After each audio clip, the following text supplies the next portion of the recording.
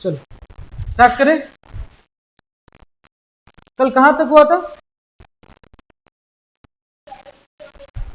कल हुआ था हमारा सबसे पहले तो व्हाट इज कॉन्ट्रैक्ट हमने पढ़ लिया। ओके, अब ठीक है। सबसे पहले व्हाट इज कॉन्ट्रैक्ट हो गया था हमारा, है ना। क्या होता है वैसे contract? Plus enforceable by agreement. क्या होता है? प्रॉमिस और एवरी प्रॉमिस और set of promise forming consideration for each other is called as agreement. Agreement का mathematically offer plus acceptance. Offer is also known as proposal. ठीक है। There are two types of things, one is essentials, another one is elements. It is not covered under section 10, it is covered under, ठीक है। इसके अंदर के कुछ points थे और इसके अंदर भी कुछ पॉइंट्स थे। वो पॉइंट्स को, ये वाले पॉइंट्स को हमने कर लिया था अभी सेक्शन 10 वाले, जिसमें से ऑफर एंड एक्सेप्टेंस भी हो चुका है कि ऑफर होना चाहिए, एक्सेप्टेंस होना चाहिए। फ्री कंसेंट मैंने बताया था कि फ्री कंसेंट कितने तरीके का होता है। फ्री कंसेंट उसको बोलेंगे if the consent is not obtained by coercion, undue influence, misrepresentation, है ना, फ्रॉड, मिस्टेक। अगर ये 5 तरीके से नहीं हुआ है तो मानकर चलेंगे कि द कंसेंट इज फ्री। इसके साथ और एक था कैपेसिटी टू कॉन्ट्रैक्ट। मेरे हिसाब से कैपेसिटी टू कॉन्ट्रैक्ट तक किए थे, उसके आगे नहीं बढ़े थे ना। कैपेसिटी टू कॉन्ट्रैक्ट 3 तरह का कैपेसिटी होता है। एज ऑफ मेजोरिटी होना चाहिए, साउंड माइंड होना चाहिए, not otherwise disqualified by contracting from contracting by any law to which he is subject. ठीक है। Now come to last 3 bits, that is consideration, lawful consideration and object, and expressly declared to be void. यहां पर अगर थोड़ा सा ध्यान दोगे, एक पॉइंट है कंसिडरेशन और एक पॉइंट है लॉफुल कंसिडरेशन एंड ऑब्जेक्ट। तुम बोलोगे एक कंसिडरेशन तो दिया हुआ है, दोबारा से उसको कंसिडरेशन देने का क्या मतलब है? एक कंसिडरेशन ये बोल रहा है कि कंसिडरेशन होना जरूरी है, ये बोल रहा है कि कंसिडरेशन लॉफुल होना जरूरी है। एक बोल रहा है तो कंसिडरेशन तो होना ही चाहिए, दूसरा बोल रहा है कंसिडरेशन लॉफुल होना चाहिए।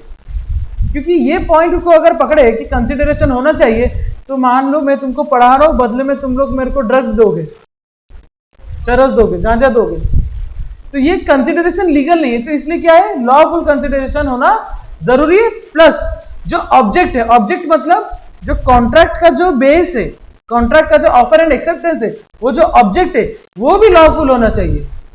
तुमको मैं बोल रहा हूं कि तुम अंजलि जाओ श्रावणी को मार दो, उसके लिए मैं तुमको क्या दूंगा? ड्रग्स दूंगा।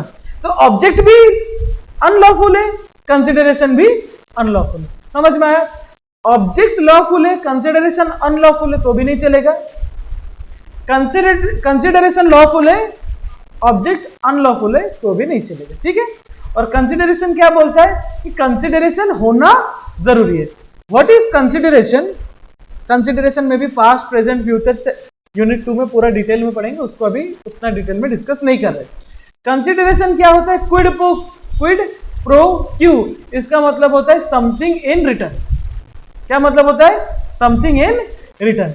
अगर ऑफर और एक्सेप्टेंस दोनों होना जरूरी है, वैसे ही जब एक इंसान ऑफर करता है, जिसको बोलते हैं ऑफरर, और जो एक्सेप्ट करता है, जिसको किया जाता है, मान लो मैं तुमको ऑफर कर रहा हूं तो मैं बन जाता ऑफरर, जिसको कर रहा हूं वो बन जाते हैं ऑफरी। तो मैं क्या हूं? ऑफरर, जिसको बोलते हैं प्रॉमिसर, जो कर रहे हैं उसको बोलते हैं प्रॉमिसी। Offeror, offeree. समझ में आया? It refer to as quid pro quo, something in return. ठीक है। A valuable consideration in the sense of law must consist either in some right, interest, profit, benefit accruing to the party। मतलब ऐसा कुछ in return आना चाहिए जो कि उसके इंटरेस्ट पे हो, प्रॉफिट पे हो, बेनिफिट पे हो। हमेशा पैसा ही कंसिडरेशन नहीं होता है। मैं तुमको पढ़ाऊंगा, तुम मेरे लिए एक बुक लिख लेना, it is also a consideration, क्योंकि ये मेरे इंटरेस्ट का है, ये मेरे बेनिफिट है एक तरह का। समझ में आया? मैं तुमको पढ़ाऊंगा, तुम मेरे दुकान में जाकर, रेस्टोरेंट में जाकर खाना खाकर आओगे, तो ये क्या है? मेरा प्रॉफिट का चीज है, इंटरेस्ट का चीज है, बेनिफिट का चीज है, ये भी कंसिडरेशन में चलेगा। ठीक है। It refers to as quid pro quo something in return, ये वर्ड लिखना बेहद जरूरी है। Valuable consideration in the sense of law may consist either in some right, interest, profit, benefit accruing to one party or some forbearance, determined loss or responsibility given, suffered or undertaken by the other। इसका मतलब क्या होता है? ये last line का मतलब क्या होता है? मेरे को कुछ लॉस हुआ है, वो लॉस को तुम सफर कर रहे हो, ये भी कंसिडरेशन में माना जाएगा। मैं तुमको पढ़ाऊंगा तो तुम जो मेरा लॉस हुआ है उसको रिकवर करोगे, इट इज ऑल्सो कंसिडरेशन। समझ में आया? तो forbearance, determinant, loss, responsibility given, suffered और अंडरटेकन बाय द अदर। ये बोलता है कंसिडरेशन होना जरूरी, ये बोलता है कंसिडरेशन लॉफुल होना जरूरी। A agrees to sell his book to B for rupees, ये 100 रुपीज क्या है? Consideration. Consideration may not be adequate, 1 रुपया भी हो तो भी वो कंसिडरेशन फॉर्म करेगा। मैं अपना कार बेचना चाहता हूं, 1 रुपया में मैं अपना कार बेचना चाहता हूं, it will form a valid and legal consideration. Adequate होना जरूरी नहीं है, सफिशिएंट होना जरूरी नहीं है, 1 भी रुपया हो तो कंसिडरेशन हो जाएगा। बट मैंने अगर तुमको फ्री में कार दिया है तो जब चाहे मैं उसको रिटर्न ला सकता हूं। कंडीशन है, जब मैं तुमको फ्री में गिफ्ट किया हूं, एक चीज समझो, अगर किसी को कुछ गिफ्ट करते हो रिटर्न ला सकते हो उससे। ठीक है। कंडीशन एक चीज है, बस जब रिटर्न ला रहे हो उसको कुछ नुकसान नहीं होना चाहिए। फॉर एन एग्जाम्पल, तुमने अपने दोस्त को अपना कार दिया गिफ्ट में कि शादी के बारात में चलाने के लिए, और वो कार में बैठा हुआ था, बीच बारात में उसका कार लेकर आ गए, उसको रोड पे खड़े करके। ये एक तरह का लॉस है उसका। वो लॉस को, वो डैमेज को तुम क्या करोगे? भरपाई करोगे। डैमेज भी बहुत तरह का होता है, विंडिक्टिव डैमेज, नॉमिनल डैमेज, आगे आगे पढ़ेंगे। ठीक है। चलो, A agrees to sell his book to B for ₹100, ये है क्या है? कंसिडरेशन है। दूसरा example, B promise to pay ₹100 is the consideration for a promise to sell his book. अच्छा, इसका ही एक्सप्लेनेशन दे रहा है वो। ए क्या बोला? ए अग्री कर रहा है कि वो अपना बुक क्या करेगा? सेल करेगा, और बी क्या देगा उसको? कैश देगा, 100 रुपीज देगा। ठीक है ना। तो B promise to pay 100 rupees, तो बी के लिए कंसिडरेशन क्या है? 100 रुपीज है। ए के लिए कंसिडरेशन क्या है? वो जो बुक सेल कर रहा है। ठीक है। ए promise to sell his book is the consideration for B promise to pay 100। समझ में आया? दोनों तरफ से होना चाहिए। ये बोल रहे लॉफुल होना जरूरी है। Lawful consideration and object, the consideration and object of the agreement must be lawful. अब एग्जाम में गए हो, एग्जाम लिखने, क्वेश्चन ये दिया है, इतना लाइन लिख कर आओगे तो तुमको अच्छा लगेगा? नहीं लगेगा। तो यूनिट 5 में लॉफुल कंसिडरेशन एंड ऑब्जेक्ट का पूरा प्रॉपर एक यूनिट है, तो उससे 2-4 लाइन उठाकर इधर डालकर उसको एक अच्छा सा कैप्शन बनाया। ठीक है ना। सेक्शन 23 स्टेट्स दैट कंसिडरेशन और object is not lawful if it is prohibited by law or it is such as would defeat the provision of law, if it is fraudulent or involves injury to the person or property of another or court regards it as immoral or opposed to public policy। बहुत बड़ा sentence हो गया, नहीं समझ में आया होगा, पक्का है। तोड़ कर एक बार पढ़ते हैं। ठीक है। सेक्शन 23 स्टेट्स दैट, हाँ ये पॉइंट को भी लिखना है, यही वाला पॉइंट में ढूंढ रहा था, मेरे को दिखाने, यही वाला पॉइंट को लिखना है। ठीक है ना। ये इसको तो पूरा लिखना ही लिखना है, और इसको यहां से चालू करके पूरा यहां तक लिखना है। इतना सफिशिएंट है। उधर भी इतना ही लिखा है, उससे ज्यादा नहीं लिखा है। ठीक है। Section 23 states that the consideration और ऑब्जेक्ट इज नॉट लॉफुल, मतलब लॉफुल नहीं है अगर कानून ने इसको रोक रखा है, प्रोहिबिट किया है। For an example, casino in Gujarat and Maharashtra are ban, sale of liquor is ban in Bihar and Gujarat. ये क्या है? लॉ क्या करता है? प्रोहिबिट करता है कि नहीं बेच सकते, फिर भी बेच रहे हो तो अनलॉफुल, इज नॉट लॉफुल। वही चीज अगर ओडिशा में बेचोगे तो लॉफुल है। क्लियर है? लॉ प्रोहिबिट नहीं करना चाहिए। और मतलब समझते हो? और इट शुड और it is such as to defeat the provision of law. मतलब कानून बनाए गए हैं कुछ एक ऑब्जेक्टिव को पाने के लिए। वो ऑब्जेक्टिव को भी अगर डिफीट कर रहे हो, ऐसा कुछ काम करो जिसकी वजह से वो ऑब्जेक्टिव अचीव होने में मुश्किल हो रहा है, तो भी इसको लॉफुल नहीं माना जाएगा। समझ में आया? लीकर बेचा जाता है, किसको बेचा जाता है? More than 18 year of age. Below 18 वाले लेने गए और उनको बेचे तो ये अनलॉफुल ऑब्जेक्ट होगा, अनलॉफुल कंसिडरेशन होगा। लॉफुल हो सकता है, अगर कैश दिया तो कंसिडरेशन लॉफुल हो सकता है, but object will be unlawful. Plus ऊपर में एक पॉइंट पड़े ना, एज ऑफ मेजोरिटी में नहीं, उसके साथ कॉन्ट्रैक्ट हो ही नहीं सकता। इस तरीके की चीज है। ठीक है? पता तो नहीं चलेगा, लेकिन बाद में कुछ प्रॉब्लम हुआ, पता लगाया गया, तो उसके हिसाब से कॉन्सिक्वेंसेस होंगे। ठीक है? बच्चे को कुछ नहीं किया चाहिए, किसको पकड़ा जाएगा? उसको। अगर वो ऐसा प्रूव कर सकता है कोर्ट में कि हमको पता नहीं था, तो वो भी छूट जाएगा। ये सवाल कभी नहीं पूछना कि पता कैसे चलेगा। पता लगाना हमारा काम नहीं है। पता नहीं पूछते नहीं। मान रहा हूँ, बोल रहा हूँ कि आगे जाकर अगर कुछ ऐसा प्रॉब्लम हुआ, कोर्ट तक बात गया, तो बच्चे को तो नहीं पकड़ेंगे। बिलो 18 है, उसका कोई गलती नहीं। मेजर को पकड़ेंगे। ये जो भी पूछ रहे हो, ये यूनिट 3 में है पूरा। माइनर ने क्या किया? अपने आप को डिस्गाइज किया एज ए मेजर, ऐसा ड्रेसअप किया कि वो मेजर दिखने लगे। तो जो जिसके साथ कॉन्ट्रैक्ट कर रहा था, उसको ऐसा लगा कि ये माइनर नहीं मेजर है, तो उसका तो कोई गलती ही नहीं है, तो छूट जाएगा। तो ये सारी चीजें वहां पर डिटेल में आएंगे। ठीक है? अभी तक क्या टॉपिक पढ़ रहे तुम लोग? कहां चल रहे? सबसे पहले प्रोहिबिट बाय लॉ नहीं होना चाहिए, और दूसरा defeat the provision of law नहीं होना चाहिए। अगर कुछ ऐसा चीज है जिसमें फ्रॉडुलेंट एक्टिविटी इन्वॉल्व है, फ्रॉडुलेंट एक्टिविटी इन्वॉल्व है, फॉर एन एग्जाम्पल, ये ए है, ये बी है। ठीक है? ऐसा नहीं, ये ए है,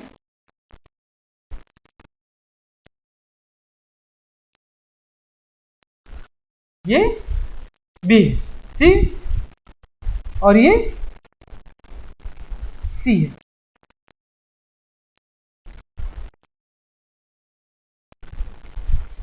ये ए है, ये बी है, ये सी है। तुम्हारे बुक का एग्जाम्पल है, हम अपने माइंड से निकाल के नहीं दे। A marries to B and receives dowry. Object क्या है? अनलॉफुल है, अनलॉफुल। सी के साथ एक कॉन्ट्रैक्ट किया ए ने कि बी से शादी करने के बाद जितना पैसा उससे आएगा, उसका 50% मैं तुमको दूंगा और इससे डिवोर्स ले लूंगा। ठीक है? ये ऑब्जेक्ट जो है वो क्या है? फ्रॉड है, ये फ्रॉडुलेंट एक्टिविटी है ना? तो इसीलिए अगर ऐसा कुछ फ्रॉडुलेंट एक्टिविटी भी है, तो भी उसके लॉफुल ऑब्जेक्ट के ऊपर क्वेश्चन अराइज करेगा, और involves injury to the person. तुम जाओ उसको एक थप्पड़ मार कर आओ, तुमको 100 रुपया दूंगा। Involves injury to the person और प्रॉपर्टी। तुम जाओ उसका घर तोड़कर आओ, मैं तुमको 100 रुपया दूंगा। ऑफ अनदर और कोर्ट रिगार्ड, या फिर कोर्ट ऐसा बोल रहा है कि ये करना इमोरल है, क्या है? गलत है, which is oppose to the child marriage, stifling prosecution, champerty and maintenance. आगे आएगा। स्टिफलिंग प्रोसिक्यूशन का मतलब क्या है? प्रोसिक्यूशन सुने हो कभी सब? वो अलग होता है, प्रोसिक्यूशन वो अलग होता है, ये अलग होता है। प्रोसिक्यूशन मतलब गवाह, कोर्ट में। सुने हो? हिंदी के ऊपर थोड़ा बढ़ना पड़ेगा। प्रोसिक्यूशन वर्ड नहीं सुने? कोई गवाह क्या करते हैं? पैसे लेकर गवाह दे देते हैं। Which is oppose to the public policy and immoral.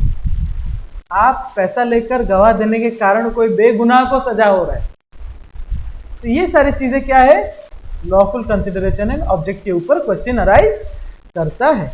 I hope it is clear, पूरा का पूरा क्लियर है। चलो, a promise to drop prosecution instituted against B for robbery.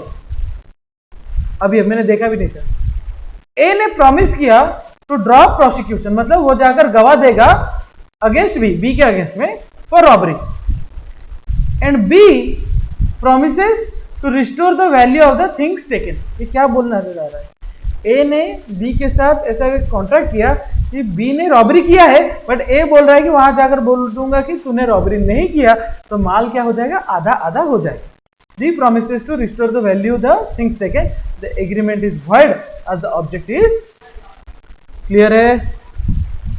A agrees to sell his house to B against 100 kgs of cocaine, drugs बेचना।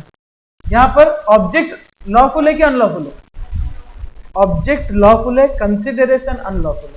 घर बेचना lawful है, consideration, such agreement is illegal as the consideration is, समझ में आया, not expressly declared to be void. The agreement मतलब specifically इसको void declare नहीं किया गया। कुछ ऐसे कॉन्ट्रैक्ट होते हैं जहां पर एंटर करोगे तो वो वॉइड है, सरकार ने ऐसा बोल रखा है कि इस तरह का कॉन्ट्रैक्ट एंटर नहीं कर सकते। The agreement entered into must not be which the law declares to be either illegal or void। जो कानून ने बोल रखा है कि ये कॉन्ट्रैक्ट में एंटर करोगे, इस तरह के कॉन्ट्रैक्ट में एंटर करोगे तो इलीगल होगा, या फिर an illegal agreement is an agreement expressly or implied prohibited by law। The void agreement is one without any legal effects। इसका छोड़ो, इतना कुछ नहीं है, ये वाला लाइन को सिर्फ रीड भी करोगे तो भी चलेगा, ठीक है ना। दो तरह का एग्रीमेंट होता है, एक इलीगल एग्रीमेंट होता है, इलीगल कॉन्ट्रैक्ट होता है, और एक वॉइड होता है, ठीक है ना। इलीगल एग्रीमेंट और एग्रीमेंट एक्सप्रेसली और implied prohibit by law. Express और इम्प्लाइड मतलब क्या है, एक्सप्रेस मतलब ओरल या फिर रिटन, बोलकर या फिर लिखकर तुमको बता रहे हैं कि गलत है, या फिर इम्प्लाइड है, मान लेते हैं कि ये गलत ही है क्योंकि सिचुएशन ऐसा है ना, तो उसको बोलेंगे इलीगल कॉन्ट्रैक्ट। बट ऐसे कॉन्ट्रैक्ट जो एक्सप्रेसली इम्प्लाइड इलीगल नहीं है, बट उनके चीजों मतलब सिचुएशन ऐसा है कि उसको वॉइड, जैसे माइनर के साथ एंटर किए कॉन्ट्रैक्ट, इलीगल नहीं है, एक्सप्रेस भी नहीं है, इम्प्लाइड भी नहीं, बट वो क्या है, वॉइड है। दोनों के बीच में का डिफरेंस समझ में आया कि लीगल कॉन्ट्रैक्ट क्या होता है और वॉइड कॉन्ट्रैक्ट क्या होता है, ठीक। यहां पर एक क्या है, थ्रेट टू कमिट मर्डर और मेकिंग, पब्लिशिंग डिफेमेटरी स्टेटमेंट और entering into agreement which are oppose to public policy are illegal in nature. Threat to commit murder, किसका मर्डर करना, मेकिंग और पब्लिशिंग डिफेमेटरी, डिफेमेटरी मतलब जो तुम लोग रोज दिन रात करते रहते हैं, क्या, गाली गलौज। ओपनली सोशल मीडिया में कोई सेलिब्रिटी को गाली दे दी, कोई क्रिकेटर को गाली दे दी, मदर सिस्टर कर दी, तो वो क्या है, डिफेमेटरी स्टेटमेंट्स। इस तरह के स्टेटमेंट क्या होते हैं, इलीगल इन नेचर होते हैं। या फिर oppose to public policy, unit 5 में एक पूरा टॉपिक है कि अपोज टू पब्लिक पॉलिसी क्या क्या है। प्रोसिक्यूशन को स्टिफलिंग करना, ठीक है, मैरिज कॉन्ट्रैक्ट, ठीक है ना, जो ब्रोकर होते हैं जो शादी करवाते हैं, that is oppose to public policy. क्यों, क्योंकि आज पर हिंदू एक्ट, दो एक्ट है हमारा, एक हिंदू एक्ट है, एक इस्लामिक एक्ट है। आज पर हिंदू एक्ट शादी दो सोल का मिलन है, वो दो सोल को मिलाने के लिए किसी भी तरह का पैसों का लेन देन नहीं होना चाहिए। This is oppose to what, public policy, ठीक है ना, इस तरीके कैटेगरी। तो खास करके 6 तरह के एलिमेंट्स है। How many elements are there, elements,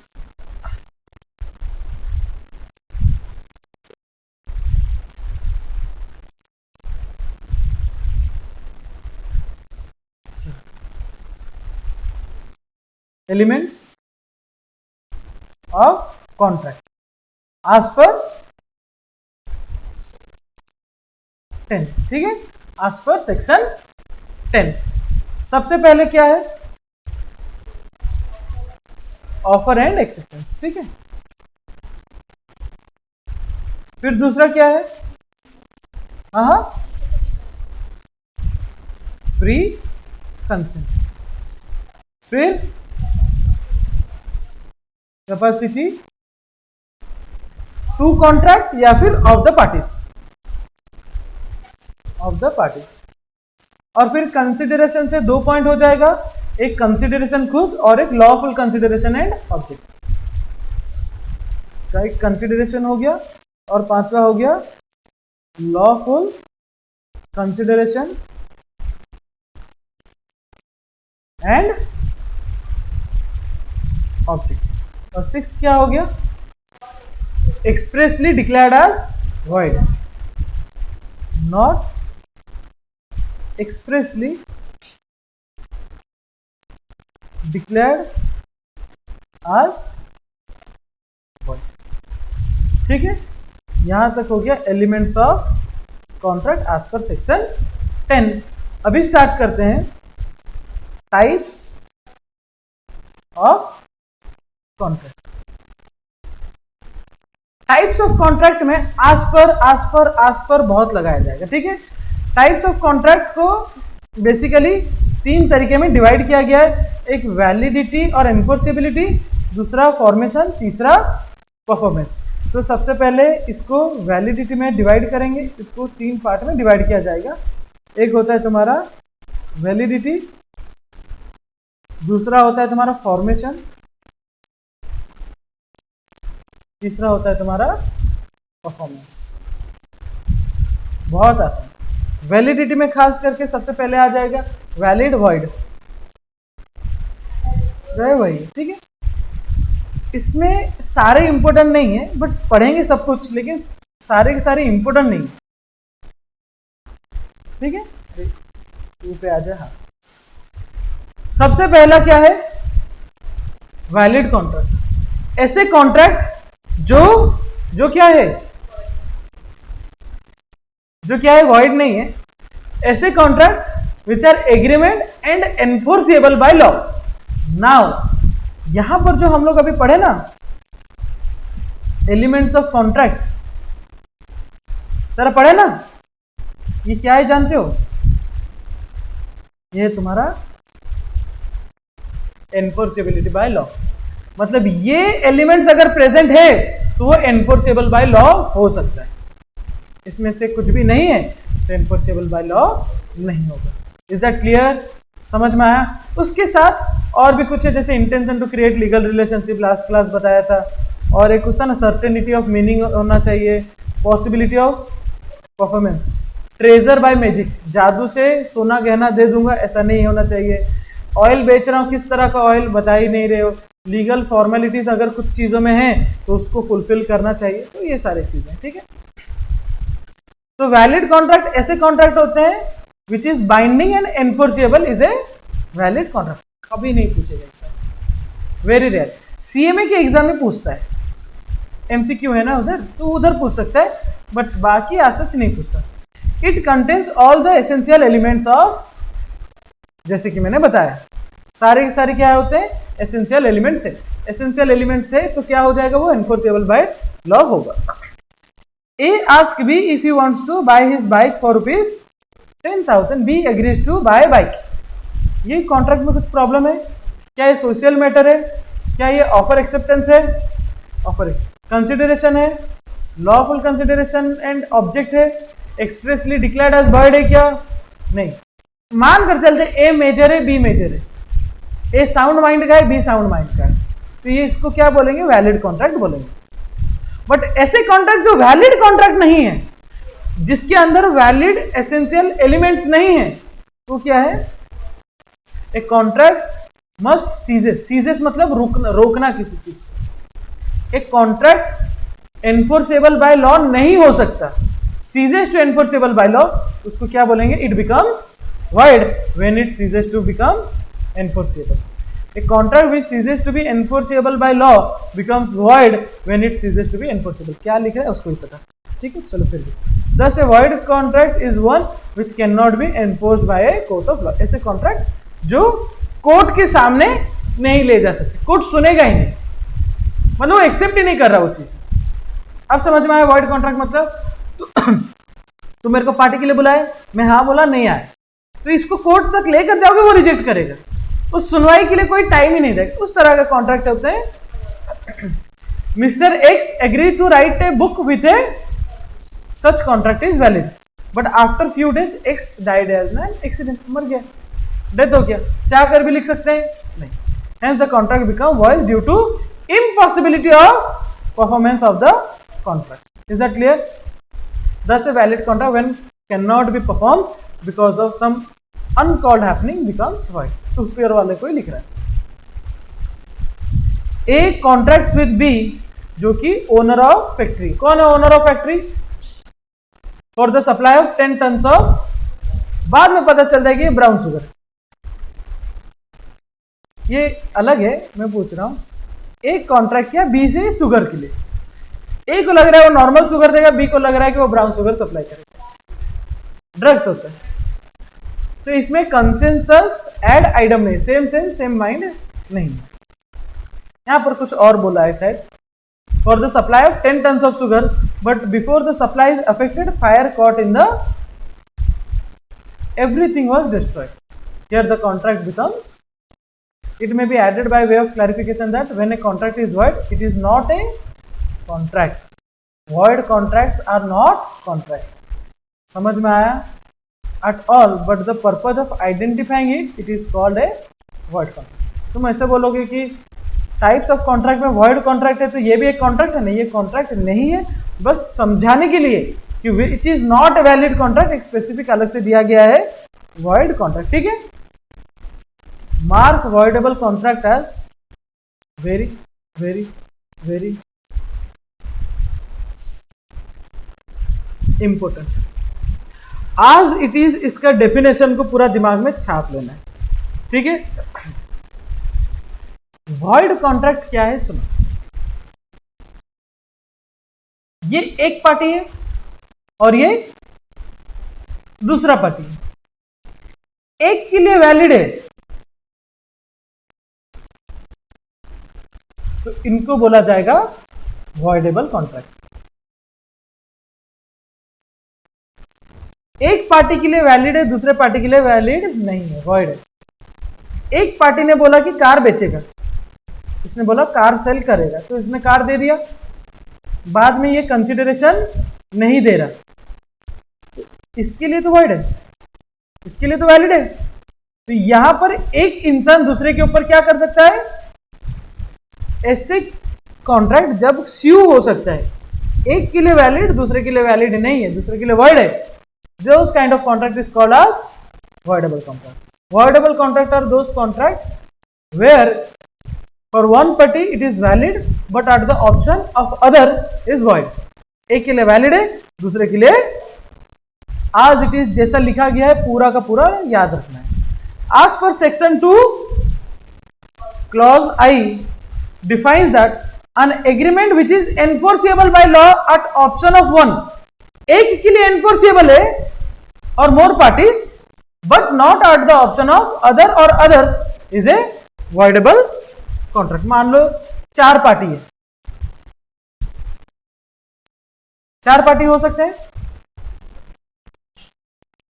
ये 2 पार्टी के लिए एनफोर्सेबल बाय लॉ है, इनके लिए नहीं है, तो इसलिए देखो eight option of one or more but not at the option of other or others, those kind of contract or agreement are called as voidable contract.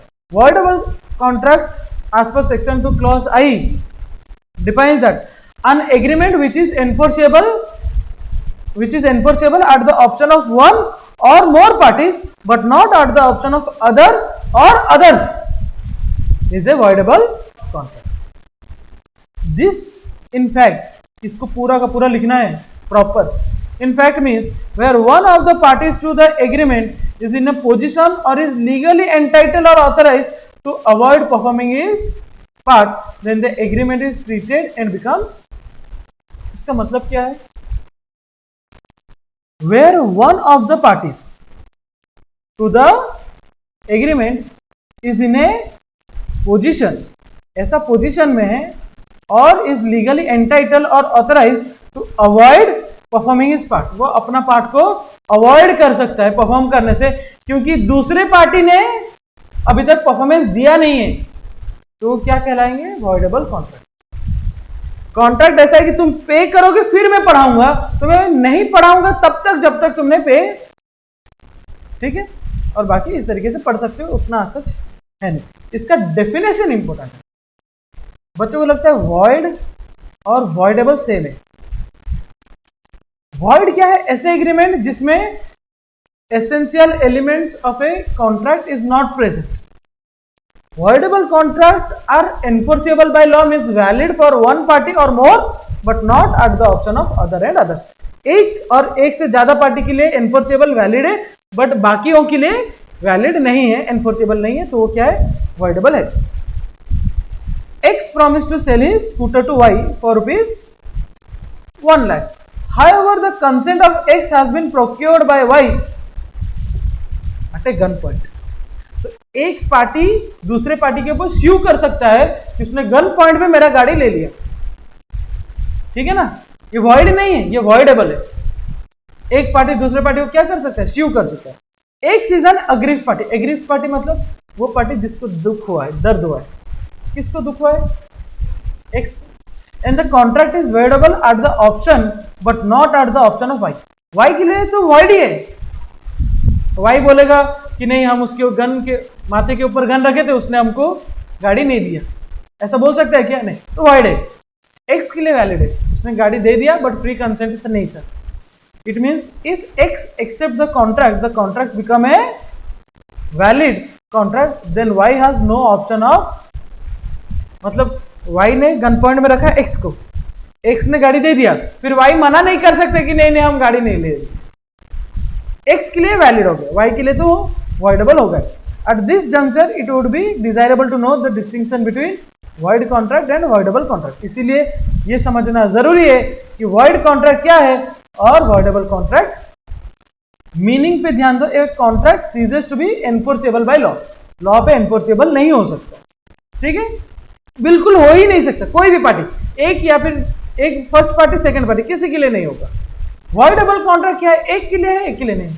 Agreement which is enforceable by law at the option of one or more of the parties but not at the option of other and other is a voidable contract. Is that clear? ये बिल्कुल enforceable हो ही नहीं सकता।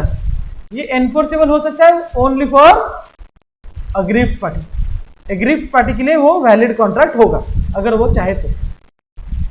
ए contract becomes void due to change in law or change in circumstance. A contract becomes a voidable contract if the consent of the party was not free. ध्यान देना, अगर consent free नहीं है तो वो हमेशा क्या होगा, इसलिए यहां पर लिखेंगे if consent is not free then the contract becomes voidable. Contract becomes voidable for the aggrieved party. ठीक है, डन है? समझ में आ रहा है? हो गया इतना तक? हो गया?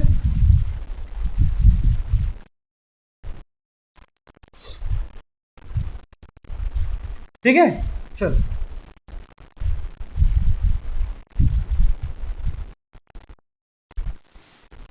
Performance of contract, a void contract can not be perform, नहीं हो सकता। ये हो सकता है if the agreed party does not with reasonable time exercise is right to avoid the contract. Any party can sue the other for claiming the performance of the contract. ठीक है, come to illegal contract. Illegal contract मैंने ऊपर बताया, ऐसे contract जो void तो है ही बट कानून ने उसको क्या बोल रखा है, तो दो वर्ड था, prohibits the law, defeat the provision of law, fraudulent nature, injury करता है, इंजरी टू द पर्सन और to the property of the person. इसमें कुछ टर्म्स याद रखना। सबसे पहले प्रोहिबिट्स द लॉ, और एक क्या है, defeat the provision of law,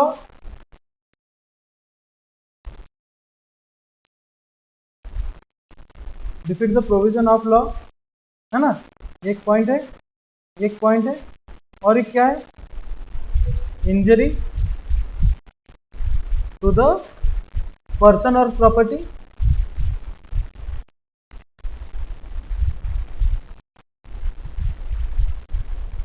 where the court understand that it is immoral and opposed to public policy, immoral and opposed to public policy, है ना। It is a contract which the law forbids to be made, law मना करता है मतलब prohibit करता है। The court will not enforce such a contract but also the connected contract, वो contract तो होगा नहीं, उससे related जितने connected contract है वो भी नहीं होगा। All illegal agreement are, जैसे कि मैंने बताया सारे के सारे illegal agreement क्या है, void है, but all void agreements are not necessary illegal। तो ये एक तुम्हारा दूसरा क्वेश्चन भी बनता है, that all illegal contracts are void but all void contracts are agreements are not illegal। ठीक है, कॉन्ट्रैक्ट शब्द यूज करना गलत है क्योंकि contract is enforceable by law, इसलिए all illegal agreements are void but all void agreements are not necessary illegal. Despite there is a similarity between them is that in both the cases they are void ab initio, void ab initio, void ab initio का मतलब होता है void from the beginning, void from the पहला ही दिन से void है।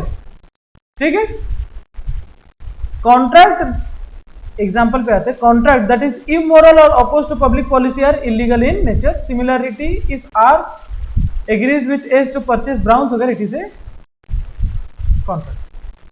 An agreement not enforceable by law is void, ये सब तो पढ़ चुके हैं, इसका जरूरत नहीं। ठीक है, अगेन डिफरेंस बिटवीन में दो तरह के डिफरेंस बिटवीन को ध्यान में रखना। क्या क्या डिफरेंस बिटवीन, एक पहला डिफरेंस बिटवीन क्या था,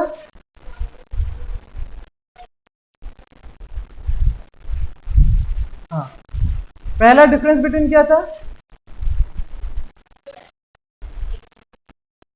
एग्रीमेंट और कॉन्ट्रैक्ट का, वो एक। उसके बाद वॉइड और वॉइडेबल, वॉइड वॉइडेबल, है ना।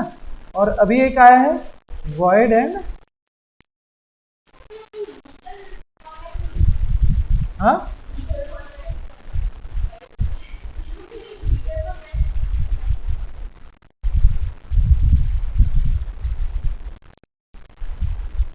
Valid contracts are always legal. ठीक है, अब समझ में आया।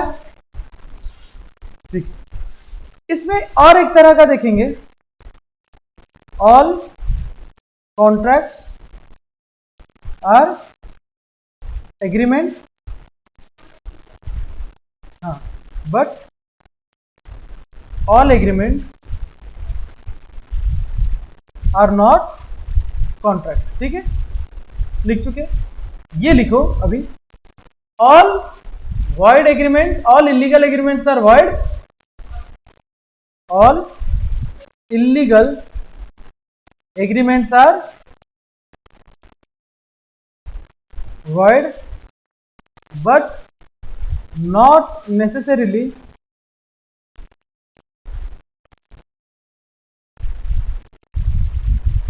all void agreements are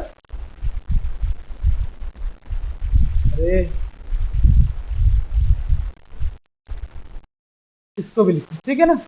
ये आगे जाकर क्वेश्चन दिखेंगे हमको, ईयर क्वेश्चन में, पास्ट टर्म क्वेश्चन पेपर में, आरटीपी एमटीपी में, ये सारे क्वेश्चंस एक एक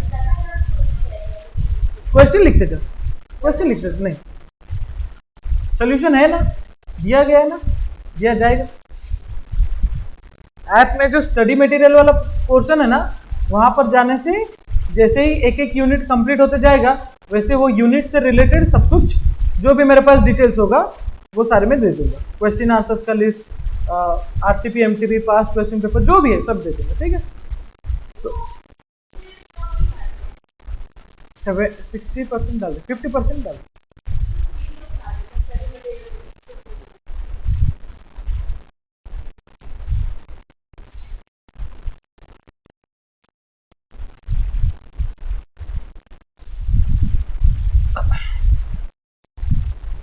हो गया, डन है, चलो।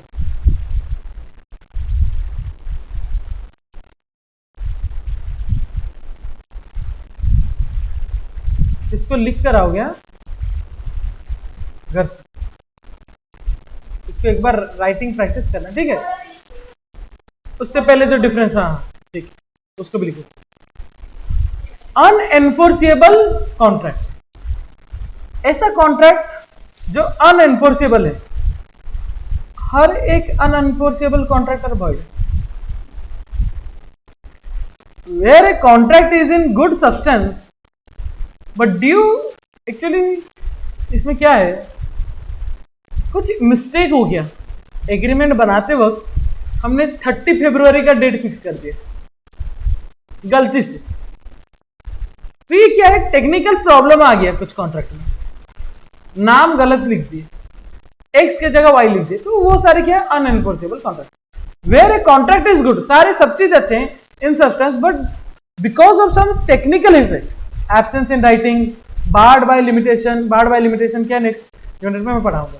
One or more parties can not sue upon it, it is described as unenforceable contract. इसका मतलब क्या है, कॉन्ट्रैक्ट जो है ओरल रिटन दोनों में ही हो सकता है, बट कुछ कुछ कॉन्ट्रैक्ट रिटन में नहीं होगा तो एनफोर्सेबल कोर्ट में स्यू नहीं कर सकते। जैसे कि insurance contract, insurance contract should always be in writing, बताया था ना।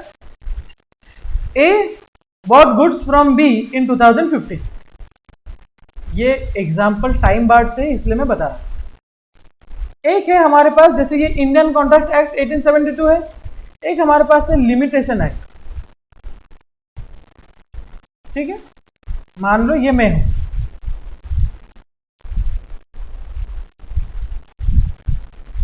और ये तुम लोग, ठीक है।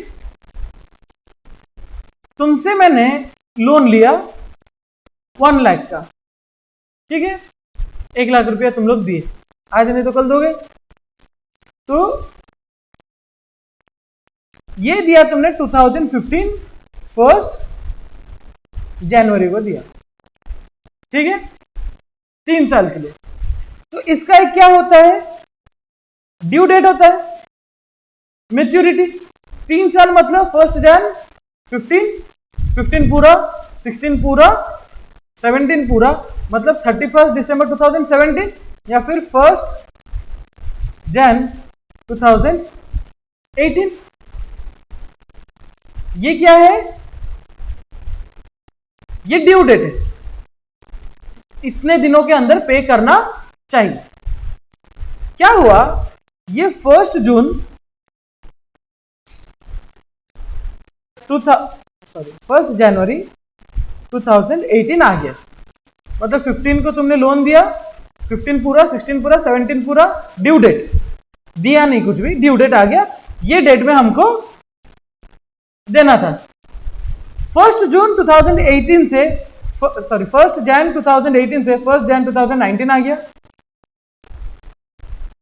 अरे चल जाए यहां से। फिर 1 जन 2020 आ गया, फिर 1 जन 2021 आ गया।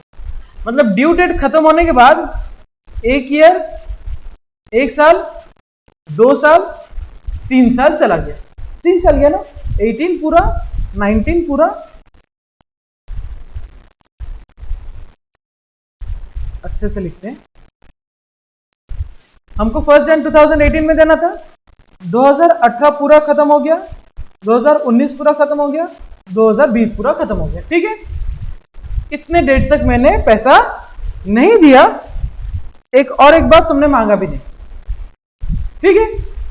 फिर 2022 में तुमको अचानक से याद आता है कि हमने तो भैया को पैसा दे रखा है जो हमको रिटर्न नहीं आया, तुम आए मेरे पास पैसा मांगने, तो मैं तुम्हें बोल रहा हूं कि मैं तुम्हें पैसा नहीं दूंगा। तुम गए कोर्ट के पास, कोर्ट बोला ड्यू डेट से 3 साल अगर बीत जाए ना, उसको बोलते हैं टाइम बार्ड डेट। क्या बोलते हैं? Time barred date. और टाइम बार्ड डेट को पे करना जरूरी नहीं है, इसीलिए ये जो है टाइम बार्ड हो गया ना अभी, तो ये अभी कोर्ट में एनफोर्सेबल नहीं हो सकता क्योंकि 3 साल बीत चुके। समझ में आया? अब समझ में आया टाइम बार्ड डेट क्या होता है? ये लिमिटेशन एक्ट में लिखाया गया है। A brought goods from B in 2015 but no payment was made till 2019। तो कितना साल हो गया? 15, 16, 17, 18, 19, 4 साल 5 साल हो गए। We cannot sue A for the payment in 2019 as it has cost 3 years and barred by Limitation Act. A good debt becomes unenforceable after the period of 3 years as barred by Limitation Act. इस तरह की चीजें अनएनफोर्सेबल है। Done है कि done नहीं? उसके बाद on the basis of formation of contract express implied quasi E contract, ठीक है। एक टैसिट कॉन्ट्रैक्ट भी है, एग्जीक्यूटेड, एग्जीक्यूटरी, और मेरे हिसाब से इतना है। एक इसमें मिसिंग दिख रहा है हमको टैसिट कॉन्ट्रैक्ट। टैसिट कॉन्ट्रैक्ट मतलब silent contract, involvement of person नहीं है। फॉर एग्जाम्पल ये मैं हूं और ये एटीएम है, मैंने एटीएम में कार्ड स्वाइप किया, तो ये एक तरह का एग्रीमेंट है मेरे और बैंक के बीच में, और वो चुपचाप हमको कैश दे दे रहा है, इसको बोलते हैं टैसिट कॉन्ट्रैक्ट। समझ में आया? एक है हमारा, पहला है हमारा एक्सप्रेस कॉन्ट्रैक्ट। एक्सप्रेस मतलब एक्सप्रेस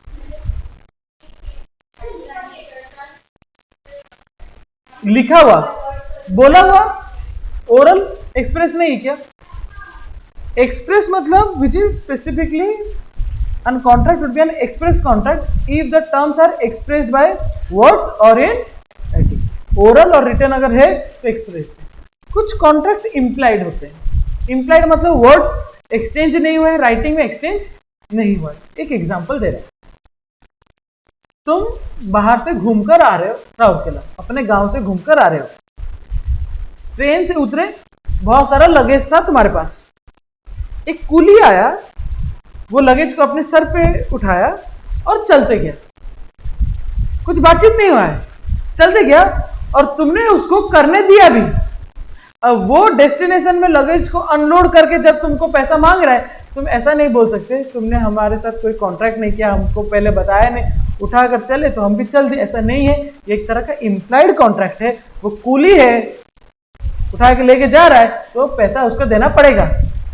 दुकान में जा रहे हो, खड़े हो, वो तुमको अगर खाने का प्लेट दे दिया तो ये इम्प्लाइड है, ये कॉन्ट्रैक्ट है।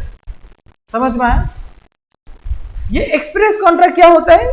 Must be expressed in words और इन provide that if a proposal or acceptance of any promise is made in word, the promise is said to be A tells B on telephone that he offers to sell his house for, and B informs that he accepts the offer. This is an implied contract. In contrast, come into existence by implication. Most often, the implication is by the action or conduct of parties और course of dealing between them. ये जैसे मैंने example दिया, where a coolie in uniform picks up the luggage of A to be carried out of the railway station without being asked by A and A allows him to do so, it is an implied contract and A must pay for the services of the coolie detailed by A drinks a coffee in restaurant with implied contract that he should pay for the price of the contract. ये implied है, oral written का agreement का जरूरत, अरे tacit contract दिया हुआ है, क्योंकि tacit contract is a kind of implied contract because words written exchange नहीं हो रहे, ठीक है ना. Tacit contract means silent contract. Tacit मतलब silent. Tacit contract are those that are inferred through the conduct of party without any words spoken or written. Classic example क्या है? ATM machine. ATM machine से पैसा उठाते. Another example of tacit contract is where a contract is assumed to have entered when a sale is given effect. इसको sales of goods act में पढ़ेंगे. ये वाला जो अनदर एग्जांपल है ना, इसको सेल्स ऑफ गुड्स एक्ट में पढ़ेंगे. ऑक्शन देखिए ना, ऑक्शन 3 बार हैमर, तो देखो एक बार हैमर को उठाता है, तो जब उठाता है तो वो कॉन्ट्रैक्ट होता है क्या? फॉल ऑफ हैमर होने से वो कॉन्ट्रैक्ट होता है. Are you getting my point? हम ऐसे उठा दिए 1 करोड़ 1, 1 करोड़ 2, 1 करोड़ 3, भी कॉन्ट्रैक्ट नहीं हुआ है अभी तक, ये फॉल होने से पहले. तो ये कोई वर्ड एक्सचेंज तो नहीं हो रहा, एक्सप्रेस तो नहीं, ये इंप्लाइड है. क्वासी यूनिट नंबर, ठीक है. ये कोई कॉन्ट्रैक्ट नहीं है, ये एक इंसानियत है. Quasi contract are also called as what? Non habit. एक इंसान उस चीज का ओनर कभी हो ही नहीं सकता जिस चीज को वो ओन नहीं करता. Finder of lost good.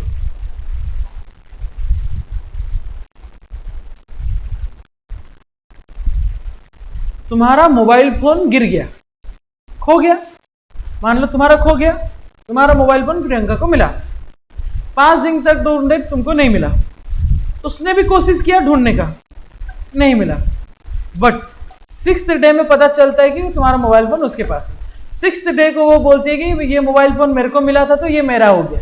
ऐसा नहीं हो सकता, क्योंकि एक इंसान उस चीज का ओनर नहीं हो सकता जिस चीज का वो ओन नहीं करता.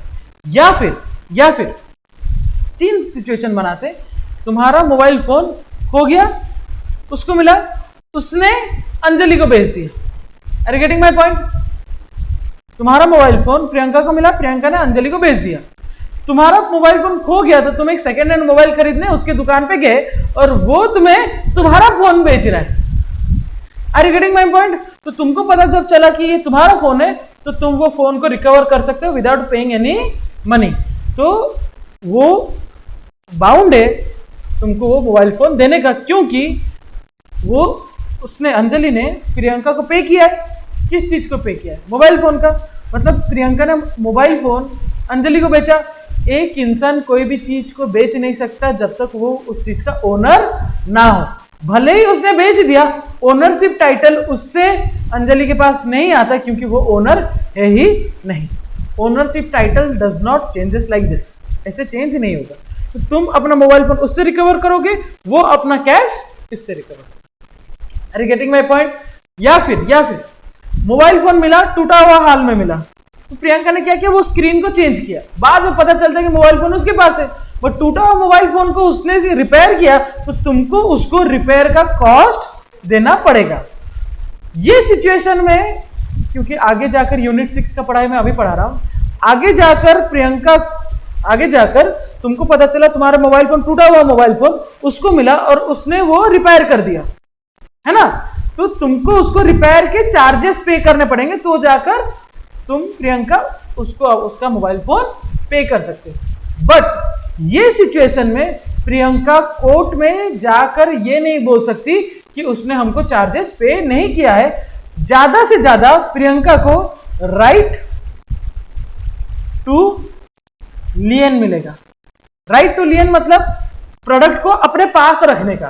कोर्ट में केस नहीं कर सकते. मान लो तुम्हारा खोया हुआ पप्पी, खोया हुआ कुत्ता उसको मिला, कुत्ते के ऊपर एक cost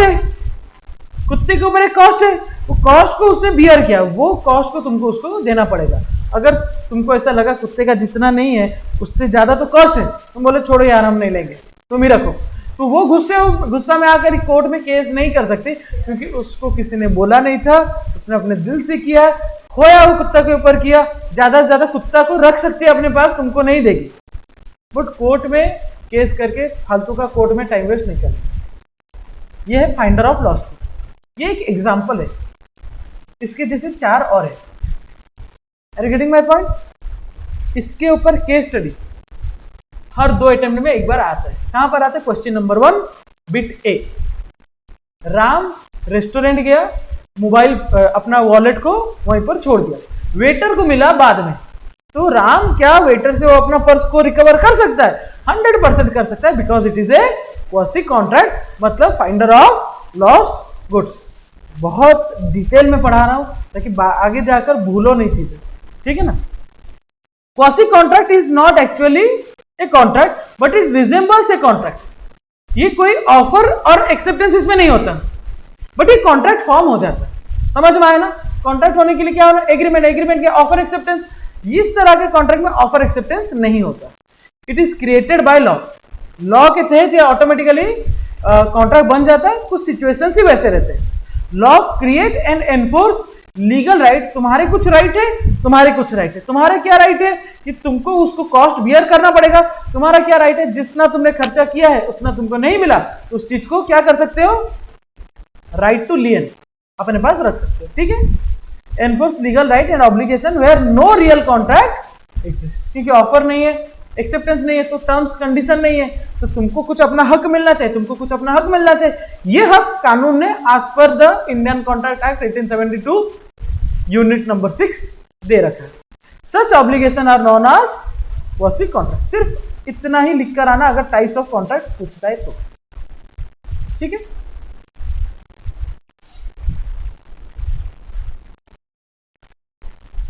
Example, finder of lost good to return them to the true owner or liability of person to whom money is paid under mistake by। हाँ, तुमने अगर गलती से किसी को 100 का नोट के जगह 100 के 2 नोट दे दिए तो उसे 100 के note. Person to whom money is paid under mistake to repay it back cannot be said to arise out of a contract even in its remote sense, as there is neither offer nor acceptance nor consent. These are said to be quasi contract.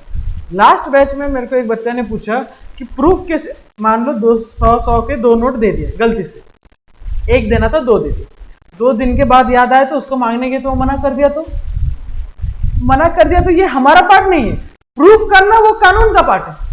वो advocate से, lawyer से वो proof करेंगे कि तुमने दिया है कि तुमने नहीं दिया, पुलिस प्रूफ करेगा, है ना। हमारा काम है डिसीजन देना। डिसीजन कैसे देंगे? अगर प्रूफ हो गया कि दिया गया है वो रिटर्न देगा, अगर प्रूफ नहीं हुआ कि इसने नहीं दिया तो नहीं देगा। हम लोग को जज बनाया जा रहा है, तुम लोग को लॉयर नहीं हो तुम लोग। समझ में आए? ई कॉन्ट्रैक्ट, इलेक्ट्रॉनिक कॉन्ट्रैक्ट। जैसे कि आप सबको पता है, तुम लोग मेरा ऐप से कोर्स को परचेस करोगे, एक एग्रीमेंट में एंटर हो रहे हो, है ना, जो कि इलेक्ट्रॉनिक एग्रीमेंट है। मैंने जिससे एग्रीमेंट किया है, जिसने हमको ऐप प्रोवाइड किया है, उसको क्या बोलते हैं? सर्विस प्रोवाइडर बोलते हैं।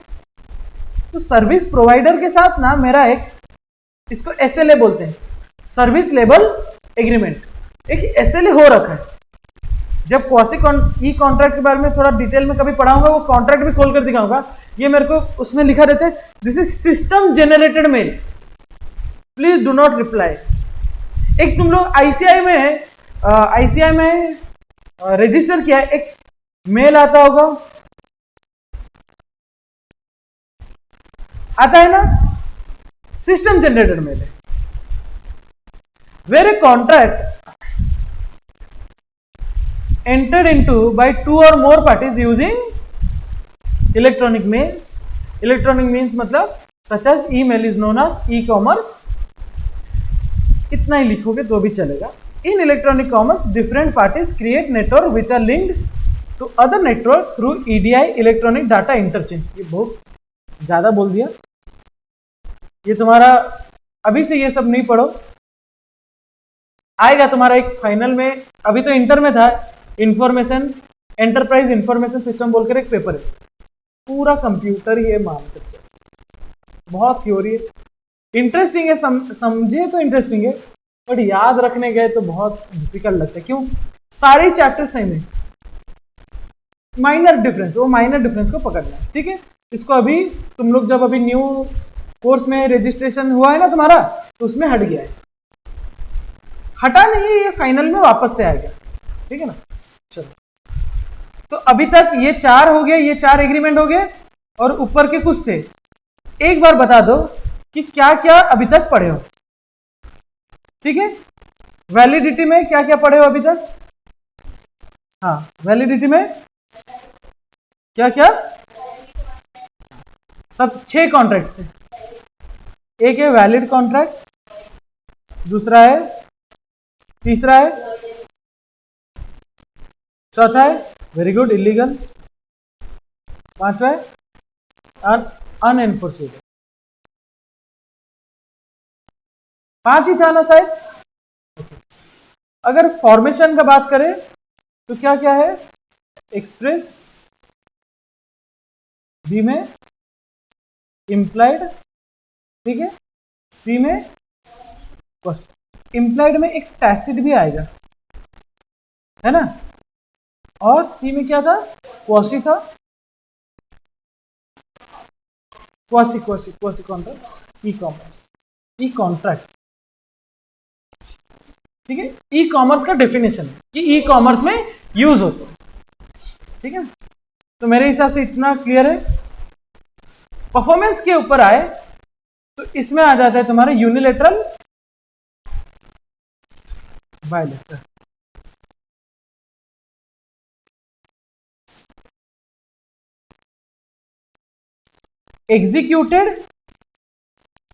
एग्जीक्यूटेड एंड दूसरा है एग्जीक्यूटेड, मतलब कॉन्ट्रैक्ट एग्जीक्यूट हो गया, एग्जीक्यूटरी मतलब होने वाला है। तो होने वाला है तो 2 पार्टी, मैंने किया है, तुमने नहीं किया, यूनिलेटरल है, एक तरफ से हो चुका है, दोनों कर चुके हैं, बट अभी तक एक्चुअल में कॉन्ट्रैक्ट कंप्लीट हुआ नहीं, ये बायलेटरल है। ऐसे कुछ सिचुएशन है, तुमने अपना पार्ट परफॉर्म कर दिया, मैंने अपना पार्ट परफॉर्म कर दिया, बट अभी भी पेंडिंग है कंप्लीट होने में। हो सकता है कुछ ऐसे सिचुएशन आ सकते हैं, तो क्या है? बायलेटरल है। तो एक एग्जीक्यूटेड है, दूसरा एग्जीक्यूटरी। एग्जीक्यूटरी में 2 है, unilateral executed contract, the consideration in A given contract could be an act और फोरबियरेंस। एक होता है एक्ट, दूसरा होता है फोरबियरेंस। एक्ट होता है कि मैं तुमको बोल रहा हूं कि ये चीज करो, ये भी हो सकता है। फोरबियरेंस होता है कि तुमको किसी चीज से करने से रोक रहे हैं, ये मत करो, ये भी है, तुम ये काम मत करो, मैं तुमको 100 रुपीज दूंगा, इट इज ऑल्सो कंसिडरेशन, किसी चीज को करने से रोक रहे हैं। Are you getting my point? तुम ये जगह पर दुकान नहीं लगा, मैं तुमको 10,000 रुपया दूंगा, ये क्या है? फोरबियरेंस है। सही बात है क्या? Opposed to public policy, monopoly create करने का कोशिश किया जा रहा है, इसको बोलते हैं रिस्ट्रेन ऑफ ट्रेड। ये दूसरा केस स्टडी है जो आए दिन देखने मिलता है, और देखेंगे ये टॉपिक के ऊपर 4 से 5 क्वेश्चन, सेम क्वेश्चन, सेम मतलब राम को श्याम कर देते हैं, श्याम को मोहन कर देते हैं, और एवरीथिंग इज सेम, ठीक है। When the act is done, हो चुका और एग्जीक्यूटेड, और the forbearance is brought and record, then the contract is said to be, when a grocer sells a sugar on cash payment, it is said to be executed contract because both the party done जो उनको करना था, चीनी देना था चीनी दे दिए, पैसा लेना था पैसा ले लिए। एग्जीक्यूटरी क्या है? एक पार्टी किया है, मतलब आधा हुआ आधा नहीं हुआ। In executory contract the consideration is reciprocal promise, मतलब एक रेसिप्रोकल मतलब मैं भी करूंगा तुम भी करोगे, और obligation, such consideration is to be performed in future only, ठीक है। Therefore, this contract are described as executory contract. When G agrees to take tuition from H, a pre-engineer student, from the next month, H in consideration promised to pay G per month. The contract is executed because it is yet to be, आने वाले महीने से मैं तुमको पढ़ाऊंगा और पैसा दोगे। ये अभी तक हुआ, चालू भी नहीं हो, तो आने वाले साल में होने वाला, आने वाले महीने में होने वाला। इस तरह के एक कॉन्ट्रैक्ट को एग्जीक्यूटरी कॉन्ट्रैक्ट। दो तरीके के हो सकते हैं, यूनिलेटरल, बायलेटरल। जब एक इंसान हो गया, unilateral one sided contract is performed, has performed his duty and obligation and other party का आउटस्टैंडिंग है, अभी करना उसका बाकी। पहले एक्सप्लेनेशन पढ़ लेते हैं। A bilateral contract is one where the obligation or promise is outstanding on the part of both the parties, दोनों पार्टी का आउटस्टैंडिंग है। यूनिलेटरल का अगर पढ़े, M advertises payment of award of 5,000 to anyone who finds his missing boy and brings। M ने advertise किया कि 5,000 रुपया का क्या देगा।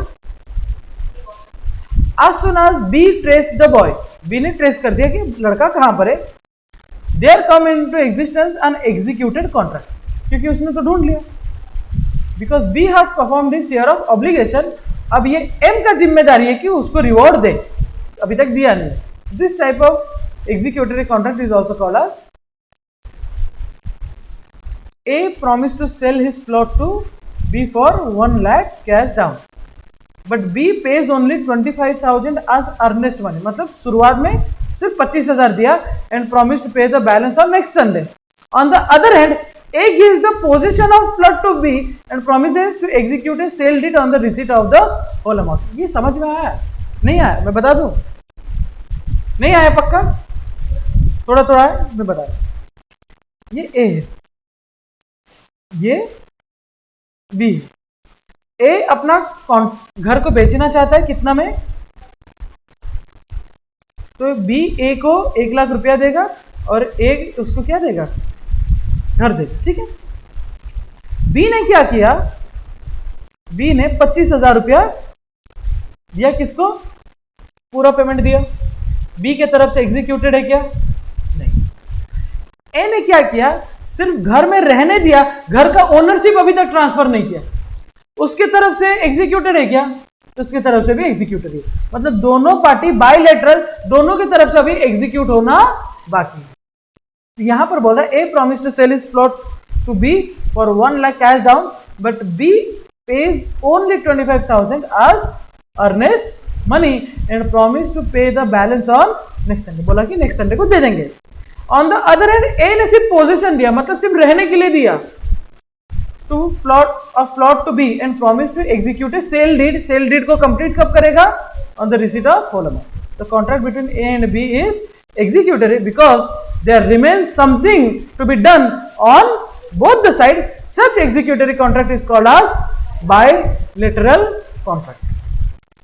अगर देखोगे, हमारे इस यूनिट को 4 पार्ट में डिवाइड किया, याद है? सबसे पहला कॉन्ट्रैक्ट, दूसरा ऑफर, तीसरा एक्सेप्टेंस, चौथा क्या था? Communication and revocation of contract, ठीक है। तो ऑफर एंड एक्सेप्टेंस एक दिन में खत्म हो जाएगा, ठीक, कोशिश करेंगे क्योंकि उतना ज्यादा नहीं, छोटा सा ही। ऑफर एंड एक्सेप्टेंस हो जाएगा बहुत जल्दी, ठीक है, या फिर ऑफर को एक दिन, एक्सेप्टेंस को एक दिन, ठीक है। एक दिन और लगेगा कम्युनिकेशन एंड रिवोकेशन, हो सकता है हम उसको 2 दिन भी ले, क्योंकि अच्छा कॉन्सेप्ट है। टोटल कितना, 5 से 6 क्लास में कंप्लीट करने का सोचे थे, 2 हो गया, 3 क्लास में पूरा टॉपिक कंप्लीट हो जाएगा, 2 क्लास क्वेश्चन आंसर हो जाएगा, ठीक है। मैं एक बार तुम लोग को दिखाना चाहता हूं कि एक बार देख लो कि तुम लोग का जो, कहां गया सी फाउंडेशन, ये अंदर, ठीक है। एक बार देख लो कि कैसे दिखता है तुम्हारा बुक, ठीक है। अभी इसके ऊपर कुछ भी नहीं, सिर्फ रीड करेंगे, ठीक है ना, ऊपर ऊपर। समझ में आया तो भी ठीक, नहीं भी आया तो भी ठीक। ये वाला यूनिट होने के बाद ही हम ये एंटर करेंगे, ठीक है।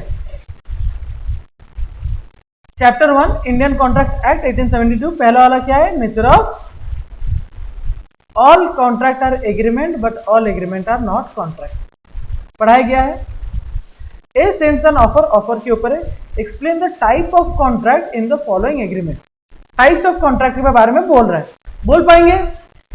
ए coolie in uniform picks up the luggage of A to be carried out of the railway station without being asked by A and A allows to doing it. किस तरह का कॉन्ट्रैक्ट है? Implied contract. किस तरह का contract है? जोर से बोलो थोड़ा। Obligation of finder of lost good to return them to the true owner. किसका है? A contracts with B, which is the owner of the factory, for supply of 10 tons of sugar, but before the supply is effected, the fire caught in the factory and everything was क्या है ये? अच्छा, 5 तरह की शुरुआत में थे validity के, valid, void, voidable, illegal and unenforceable. मैं पूछ चुप, अनएनफोर्सेबल बोलते, वैलिड, वैलिड है क्या? नहीं। एक वॉइडेबल है क्या? इलीगल है क्या? अनएनफोर्सेबल भी नहीं, ये void contract.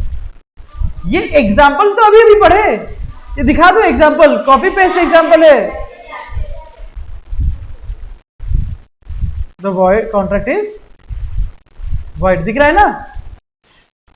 Shambhu Dayal started self service system in his shop. देख लेते, ये एक दूसरा है, अभी तक पढ़ा ही नहीं है। State whether there is any contract in the following cases.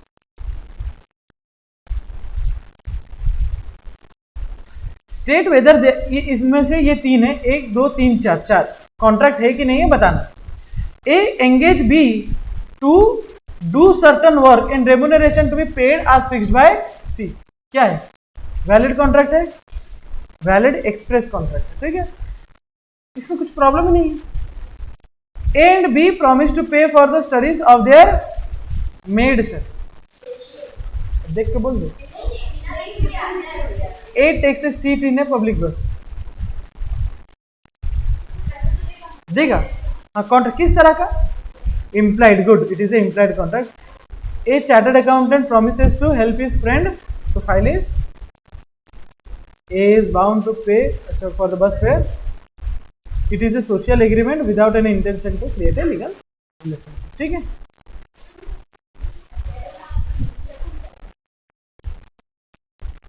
ये भी अभी तक नहीं पढ़ा है। Which state, which of the following agreement are valid contract under India? RTP June 2023, majority 99% possibility है कि ये नवंबर 2023 के क्वेश्चन पेपर में दिख सकते, रेयर चांसेस इस बार आ सकते, ठीक है? और ये एक बार आ चुका है, ऐसा नहीं कि आया नहीं, आ चुका है। पास्ट ईयर क्वेश्चन पेपर भी देखेंगे तो पता चले। A who owns 2 car is selling red car to B, B thinks he is purchasing the black car. ये चीज सुने हो कि नहीं सुने? वैसे सुने हो। इसमें क्या नहीं है? सेम सेंस सेम माइंड, क्या बोलते हैं उसको? क्वासी बोलते हैं इसको। एड आइडम, गुड, वो वाला लिख कर आना, ठीक है? ये देखो, there is no consensus ad idem hence not a valid contract. A threaten to shoot B, ये क्या है? एक तरह का फ्री कंसेंट है क्या? कोर्शन है। हर तरह का कोर्शन किस तरह का कॉन्ट्रैक्ट होता है? हर तरह का फ्री कंसेंट मतलब कोर्शन, अंडर इन्फ्लुएंस, ये सब जो भी है, मिस रिप्रेजेंटेशन, फ्रॉड, मिस्टेक, किस तरह का कॉन्ट्रैक्ट होता है मैंने लिखाया भी है, जाकर थोड़ा देखो तो सही। वॉइडेबल कॉन्ट्रैक्ट, वॉइडेबल, इलीगल तो है ही, but it is voidable contract also, ठीक है? A agrees to sell his house to B against 100 kgs of cocaine, क्या है? अनलॉफुल ऑब्जेक्ट एंड कंसिडरेशन, याद आया? है तो इलीगल, बट ये क्या चीज के लिए इलीगल हुआ? Because the consideration is not lawful. Mr. X agrees to write a book with the publisher, but after few days X died in an accident. तो बुक के क्वेश्चंस को उठाकर कॉपी पेस्ट मारा है कि नहीं मारा? मॉड्यूल से बेस्ट कुछ भी नहीं है।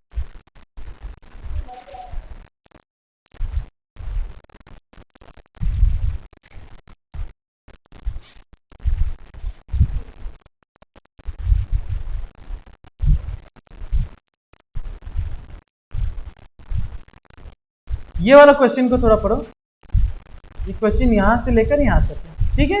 ये वाला क्वेश्चन लास्ट अटेम्प्ट में आ गया है, लास्ट अटेम्प्ट में, ठीक है, आ चुका। Mister Y is a devotee and wants to donate an elephant to the temple as a core part of ritual worship. He contacted Mr. X who wanted to sell his elephant. Mr. X contracted with Y to sell his elephant for 20 lakh. Both were unaware that elephant was dead a day before the agreement. ये एक तरह का misrepresentation. क्या है? Misrepresentation. Referring to the provision of Indian Contract Act 1872, explain whether it is A void, voidable और valid contract. क्या valid है?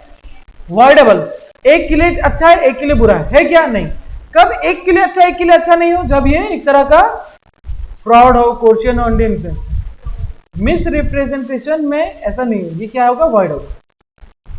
Impossibility of fact, इसको ठीक है, ऐसे बहुत क्वेश्चन, ठीक है ना। तो जब ये यूनिट कंप्लीट होगा तब हम इसको अच्छे से डिटेल में करेंगे, ठीक है। आज के लिए बस इतना, एक बार देख लो। कल ऑफर है, ठीक है ना, कल प्रपोजल एंड ऑफर स्टार्ट करेंगे। ज्यादा पेज नहीं, एक टाइप्स है और एलिमेंट्स है, ठीक है। फिर एक्सेप्टेंस है। तो कल ऑफर, परसों एक्सेप्टेंस और उसके बाद वाले दिन communication and revocation of offer. 5 days the units will be completed. Is that clear? Thank you so much. Bye bye. Good night.